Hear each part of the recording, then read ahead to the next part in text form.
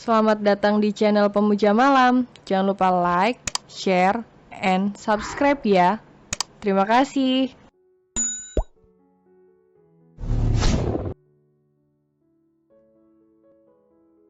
Episode 8 Tuduhan Selingkuh. Azrielia yang menguping pembicaraan Aska dan Meisha menyibir ucapan dua orang itu. Gadis itu berjalan mengendap-endap berjalan masuk ke dalam kamarnya. Kalau bukan karena uang tabungannya yang tertinggal di sini, dia mana mau balik ke rumah ini yang setiap malam harus mendengarkan suara laknat itu. Gadis itu masuk ke dalam kamar dan langsung mencari tabungan ayamnya yang dia letakkan di dalam lemari. Mata Azrielia berbinar saat menemukan tabungannya. Ia langsung memeluk dan mencium-ciumi tabungannya. Untung kamu tidak diambil sama ular keket itu. Udah jelek mata duitan pula. Gerutu Azri. Mata gadis itu membulat sempurna saat berbalik melihat Aska sudah bersandar di pintu. Pria itu masuk ke dalam kamar Azrielia dan langsung menguncinya. Azrielia sudah bergetar ketakutan melihat Aska yang merupakan dedinya, lebih tepatnya pria pedofil. Akhirnya kamu pulang. Dedi sudah mencari kamu kemana-mana. Ujar Aska berjalan mendekat ke arah Azrielia dengan senyuman seringainya, dan gadis itu tahu maksud dari seringaian dedinya itu. Jangan mendekat, atau aku tendang aset berharga Dedi itu. Ancam Azrielia memasang wajah semenakutkan mungkin. Aska yang mendengar itu memasang wajah pura-pura ketakutan. Wah, Dedi jadi takut kalau begitu. Ujar Aska terkekeh namun terus berjalan mendekati Azrielia yang sudah hendak menangis. Azrielia memberontak saat Aska memeluknya. Lepasin aku, tolong. Teriak Azrielia. Meisha terdiam ketika mendengar teriakan seseorang, tapi dia kembali melanjutkan aktivitasnya, yaitu menjaga anak Aska yang bernama Eza. Bocah lelaki berumur 8 tahun itu terus berlari-larian menghindari kejaran Meisha yang memaksanya untuk makan. Tuyul, ayo makan. Teriak Meisha dengan suara yang nyaring. Nggak mau, Wuli. Ledek Eza sambil menjulurkan lidahnya. Alfian dan Cia masih setia duduk di sofa. Skala memegangi dagunya seperti sedang berpikir. Devia duduk di sebelah Albian, mengusap bahu putranya seperti menyalurkan kekuatan untuk anaknya yang terdiam dengan wajah yang sedih dan muram. Devia tahu apa yang dirasakan putranya sekarang. Ia melirik ke arah Alfian yang duduk di dekat Cia. Ini salah aku, Mas. Andai aku tidak menyuruh Alfian untuk menggantikan posisi Albian sebagai mempelai pria, mungkin ini tidak akan terjadi. Devia membuka suara. Skala yang mendengar itu menoleh menatap istrinya. Ini bukan salah kamu atau Albian, tapi salah aku yang tidak bisa mendidik Albian menjadi pria yang bertanggung jawab dan tidak mementingkan dirinya sendiri. Mungkin Cia memang jodohnya Alfian. Sahut Skala. Jadi sudah aku putuskan, Alfian dan Cia akan tinggal di rumah kita yang dulu. Mereka tidak jadi tinggal di rumah ini. Bila mereka tinggal di sini yang pasti akan timbul masalah lagi. Dan kamu Albian jangan terus memaksa Cia untuk kembali pada kamu, dan seharusnya kamu belajar dari kesalahan yang ada. Ujar Skala. Albian hanya bisa diam dengan kepala yang tertunduk. Alfian mengendarai mobilnya menuju hotel. Cia sudah kesekian kalinya menghela napas berat. Ia tersentak ketika tangannya disentuh dan pelakunya ada Alfian. Cia menoleh menatap suaminya yang juga menatap dirinya sekilas dan kembali fokus menyetir mobil. Terima kasih sudah memilih aku. Ujar Alfian. Cia terperangah mendengar ucapan Alfian, tapi lebih terperangah sangat pria itu mengucapkan, aku. Biasanya juga Alfian selalu mengucapkan kata, saya. Tidak usah kesenangan dulu, aku pilih bapak karena tidak ada pilihan lain. Ya kali pilih Albian. Sarkas Cia. Mau kamu memilih aku karena sebagai alasan atau memang benar-benar memilih aku? Aku tetap senang. Ujar Alfian tersenyum. Kenapa senang? Kan kita belum saling cinta? Tanya Cia. Aku memang belum mencintai kamu, tapi aku sudah merasa nyaman saat bersama kamu. Ini bukanlah sebuah gombalan atau rayuan, tapi aku mengatakan apa adanya. Ujar Alfian. Cia mengulum senyuman, menatap ke arah jendela mobil menyembunyikan senyumannya. Entah kenapa ada perasaan yang berbeda ketika mendengar ucapan Alfian. Cia memperhatikan rumah yang akan mereka tempati sekarang. Alfian membawa masuk 2 koper dan membawanya ke kamar atas. Gadis itu berjalan melihat-lihat rumah minimalis tingkat 2 itu terlihat sederhana namun terkesan elegan. Ia masuk ke dalam dapur yang sudah lengkap dengan perabotan dapur, bumbu dapur dan persediaan pokok untuk memasak. Cia membuka kulkas 2 pintu yang di dalamnya sudah penuh dengan makanan siap saji, sayur-sayuran dan cemilan lainnya. Senyumannya merekah melihat es krim kesukaannya. Ia mengambil 1 es krim tersebut, membuka bungkusnya dan menjilatinya hingga mulutnya belepotan. Cia berjalan menuju ruang tamu, duduk di sofa sambil menjilati es krimnya. Alfian yang baru meletakkan koper di kamar berjalan menuruni anak tangga. Mendekati istrinya yang sibuk memakan es krimnya. Pria itu duduk di sebelah Cia, memperhatikan wajah cantik gadis tersebut. Cia yang merasa diperhatikan menoleh menatap Alfian, mengangkat 1 alisnya seakan berkata, "Apa mau?" Cia menyodorkan es krimnya ke mulut Alfian. Alfian menggelengkan kepalanya. "Tidak, kamu habiskan saja." Tolak Alfian tersenyum. Cia kembali menjilati es krimnya.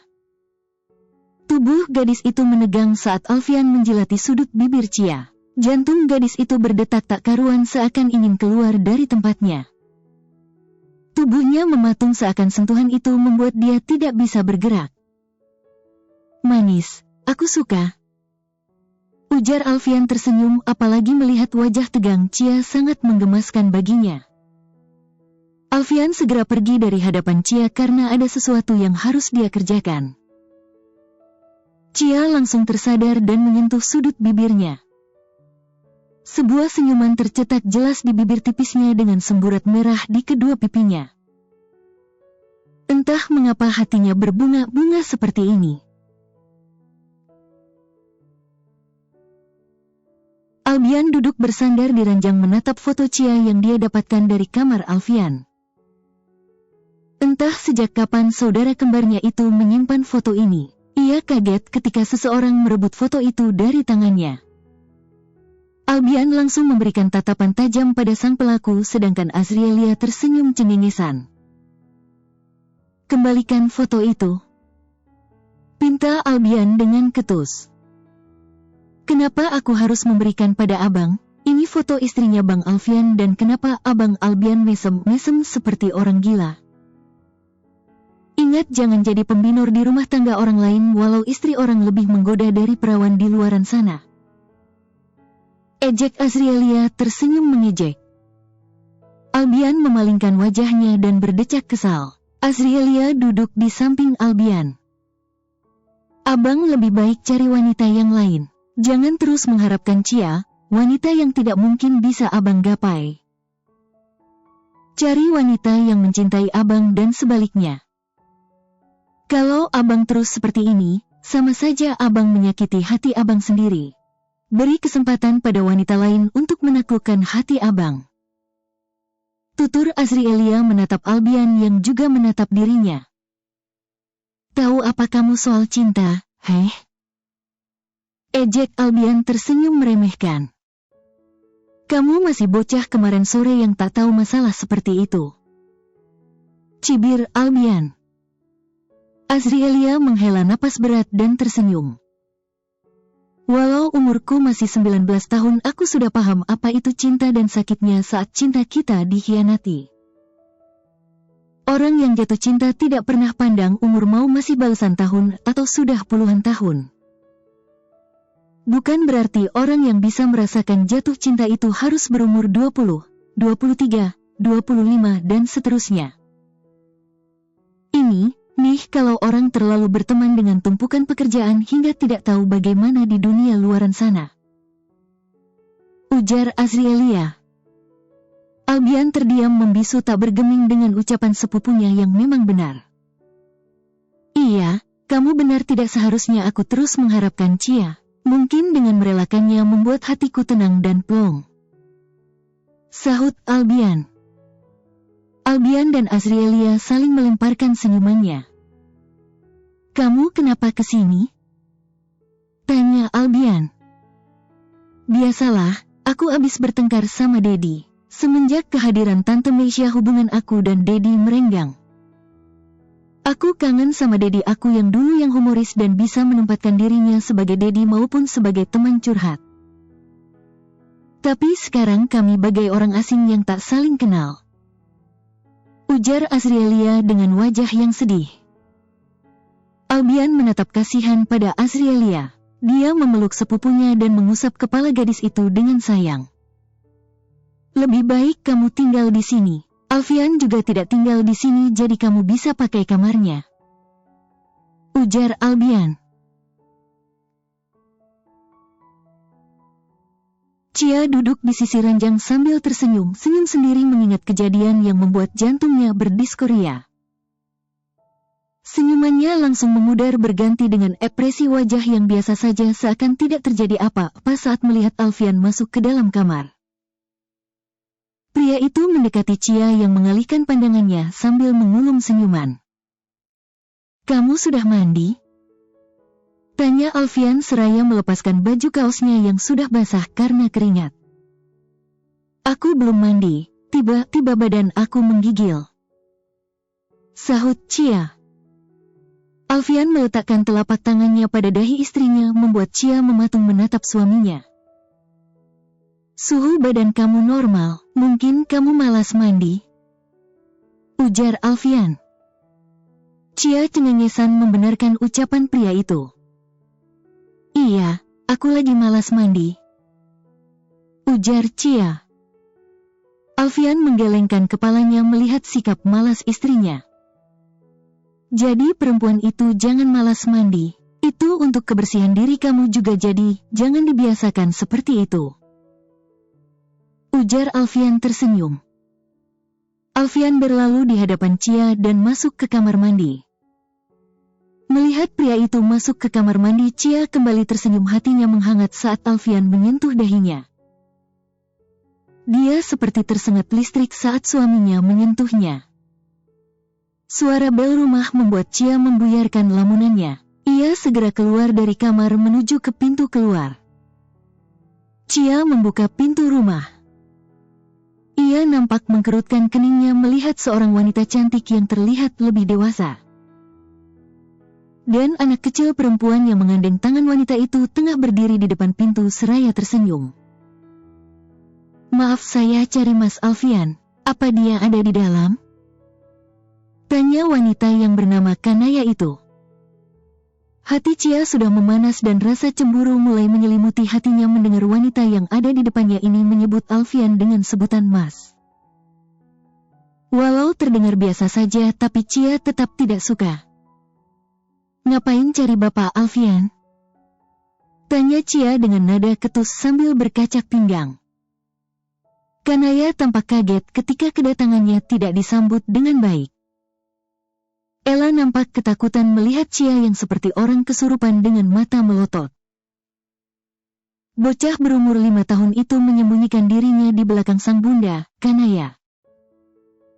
Maaf, Anda pembantunya ya? Tanya Kanaya yang tanpa sadar menyulut kemarahan Chia. Pembantu, saya ini istrinya Bapak Alfian. Enak banget ngomong kalau saya pembantunya, kalau pembantu dalam urusan ranjang saya masih terima disebut seperti itu. Kamu ngapain cari suami saya? Hah? Bentak Chia. Kanaya tampak ketakutan melihat Chia yang dalam mode singa ngamuk. Ella sudah menangis ketakutan melihat orang yang ada di depannya yang sangat menyeramkan bagi bocah kecil itu. Saya cuma mau mengembalikan jam tangan Mas Alfian yang ketinggalan di rumah saya.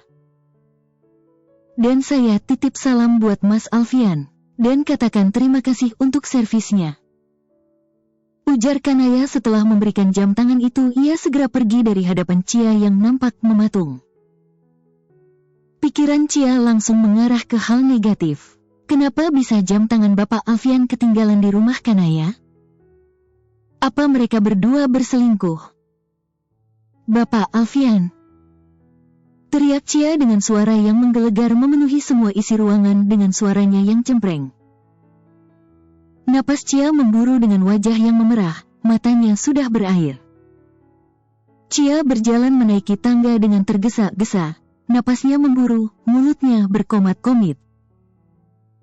Dia sudah tidak sabar menemui Alfian dan meminta penjelasan soal jam tangan yang tertinggal di rumah Kanaya.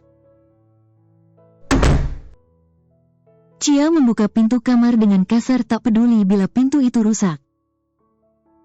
Ia melihat ke segala penjuru kamar yang terlihat kosong, tak ada orang di dalam, tapi suara gemericik air di kamar mandi mengalihkan atensinya. Dengan cepat Chia berjalan ke kamar mandi. Chia membuka pintu kamar mandi dengan kencang membuat Alfian yang tengah keramas di bawah guyuran shower terlonjak kaget melihat istrinya berdiri di pintu kamar mandi. Chia menatap nyalang pada Alfian mengepalkan tangannya dengan kuat. Sedangkan pria itu masih diam tak bergemilang melihat wajah Chia yang nampak mengerikan. Mata gadis itu tak sengaja melihat milik Alfian membuat matanya berbelalak. Dengan cepat Chia kembali menutup pintu kamar mandi dengan wajah yang merah padam. Matanya sudah tidak suci lagi karena sudah melihat milik suaminya. Alfian yang melihat Chia menutup pintu kamar mandi mengedikkan bahunya acuh, dia kembali melanjutkan ritual mandinya. Aduh, mata aku sudah tidak suci lagi, mana gede lagi. Chia langsung membekap mulutnya yang terlampau jujur. Ya Allah, maafin aku yang tidak bisa menjaga kesucian mataku ini. Sekarang mata aku sudah kotor, penuh dosa. Ujar Chia sambil menyeka air mata yang keluar. Kamu kenapa? Tanya Alfian yang sudah berada di depan wajah Chia dengan jarak yang sangat dekat. Astagfirullah, Bapak ngagetin. Jerit Chia yang terperanjat kaget. Kamu tadi kenapa masuk ke kamar mandi? Mau pipis atau mandi bareng aku? Goda Alfian tersenyum jahil. Chia langsung menamparkan pipi kanan Alfian dengan sangat kencang, sampai telapak tangannya membelas di pipi suaminya. Kamu kenapa nampar aku? Aku salah apa? Tanya Alfian tak terima. Bapak masih belum sadar apa yang telah Bapak lakuin sama aku, hah? Bentak Chia. Alfian menggelengkan kepalanya dengan tampang polosnya. Aku merasa tidak melakukan apapun sama kamu. Jawab Alfian sambil mengusap pipinya yang memerahnya akibat tamparan Chia. Chia langsung memperlihatkan jam tangan di depan Alfian. Sedangkan pria itu mengkerutkan keningnya tak paham maksud istrinya memperlihatkan jam tangan itu. Tadi ada perempuan yang datang ke sini dan mengembalikan jam tangan Bapak yang ketinggalan di rumahnya. Bapak ngapain ke rumah perempuan itu? Hah, tadi pas masuk kamar badan Bapak berkeringat semua sampai baju kaos Bapak basah. Atau jangan Bapak abis eham-eham sama dia ya, ngaku? Tuding Chia dengan tatapan mengintimidasi. Alfian menatap bingung pada Chia termasuk tuduhan yang lontarkan padanya. Sumpah aku tidak ke rumah wanita yang kamu sebut itu. Aku juga tidak memiliki jam tangan seperti itu. Dan satu hal lagi, badan aku berkeringat karena membersihkan ruangan kerja aku dan ruangan itu AC-nya rusak. Jelas Alfian. Cia kembali menamparkan wajah kiri Alfian dengan sangat kencang bersamaan air mata yang meluruh membasahi pipinya. Ia tidak bisa menahan air mata yang sudah menggenang di pelupuk matanya. Dia juga tidak puas dengan jawaban Alfian. Bapak bohong, pasti Bapak selingkuh dari aku. Mana mungkin Bapak mengakui kesalahan Bapak? Perempuan itu juga tahu nama Bapak, berarti kalian sudah saling kenal. Bapak Alfian tidak ada bedanya sama Bapak Albian, sama-sama brengsek dan bajingan. Kalian berdua jahat, selalu membuat aku sakit hati. Ujar Cia menundukkan kepalanya sambil terisak-isak menangis. Alfian langsung mendekati Cia dan memeluknya. Yang kamu tuduhkan itu salah, Cia. Aku dari tadi cuma berada di dalam rumah dan tidak pergi kemana-mana. Aku akan kasih bukti sama kamu. Ujar Alfian menguraikan pelukannya. Cia mendongak menatap suaminya dengan hidung yang memerah dan mata yang berair membuat Alfian gemas melihatnya. Mana buktinya? Tapi kamu jangan bohongin aku. Ujar Cia sambil menangis sesegukan. Alfian mengangguk kepalanya, tangannya menghapus air mata yang membasahi wajah Cia. Alfian mengambil ponselnya di atas nakas dan memperlihatkan rekaman CCTV saat dirinya tengah berbenah di ruang kerja. Cia menonton CCTV itu membuat ia mendongak menatap suaminya dengan senyuman cengengesan. Maaf sudah nuduh Bapak, aku pikir Bapak selingkuh. Bersambung.